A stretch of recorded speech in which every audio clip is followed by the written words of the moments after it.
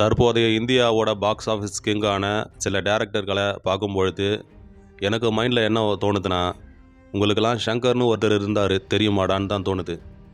நம்ம ஷங்கர் டேரக்டர் தான் இந்தியாவிலேயே முதலாக அதிக பொருட்செலவில் படம் பண்ணார், ஜீன்ஸ். அந்த படம் தான் ஒரு மைல் ஸ்டோனாக அமைஞ்சது, எல்லாருக்கும் ஒரு தன்னம்பிக்கையும் தைரியத்தையும் கொடுத்தது. அப்படிப்பட்ட டேரக்டர் வெறும் 15 படம் தான் எடுத்திருக்காரு. இந்தியாவோட ஸ்பீல்பர்க் அப்படின்னு தளபதி விஜய் அவர்களே ஒரு பேட்டியில் சொல்லியிருப்பார். அப்படிப்பட்ட டேரக்டர் இன்றைக்கி ஃபீல்ட் அவுட் ஆகிட்டார். கம்பேக் கொடுப்பாருன்னு நிறைய படங்கள் தோல்வியாக தான் தழுவி இருக்குது. அதுக்கு காரணம் சுஜாதா அவர்களோட மறைவுக்கு பிறகு தான் இவரோட தோல்வி அதிகமாகிடுச்சுன்னு சொல்கிறாங்க.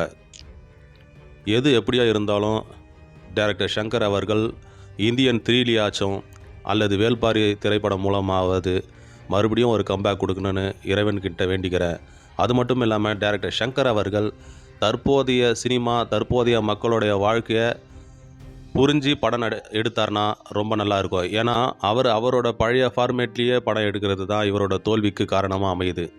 இந்த துரந்தர் படம் எடுத்த ஆதித்ய தாரா இருக்கட்டும், ராஜமௌலியாக இருக்கட்டும், இன்னும் சில பெரிய பெரிய டேரக்டர்களாக இருக்கட்டும், எல்லாருமே தற்காலிகத்தில் மக்களுக்கு எப்படி புரியும், அவங்கள எப்படி ரீச் பண்ணுறது அப்படின்றதில் அப்டேட் ஆகிட்டே இருக்காங்க. நம்ம தலைவர் ஷங்கர் அவர்கள் அப்டேட் ஆகலை, நோக்கியா ஃபோன் மாதிரி ஃபீல்ட் அவுட் ஆகிட்டார். இனி வரும் காலங்களில் அந்த தவறுகளை திருத்திக்கிட்டு நல்ல படங்களை கொடுத்து மீண்டும் தமிழ் சினிமாவை உச்சத்துக்கு கொண்டு வருவாருன்னு நம்புகிறோம். அது மட்டும் இல்லாமல் இவரோட திரையுலக அசிஸ்டண்ட்டான டைரக்டர் அட்லி அவர்கள் இன்றைக்கி எல்லாருக்குமே டஃப் கொடுத்துட்ருக்காரு. ராஜமௌலிக்கே டஃப் கொடுக்குற அளவுக்கு வளர்ந்துருக்காரு. அது இவரோட ஆசீர்வாதம் தான்.